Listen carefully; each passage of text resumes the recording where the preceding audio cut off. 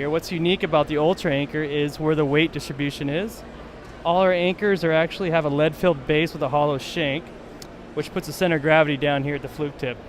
They're all hand-built out of 316L stainless, and we actually put a downward curved tip here. So that makes a huge difference where the weight is and our downward curved tip. So we'll show you right here with the most common anchor, which is the Delta plow versus our Ultra anchor here.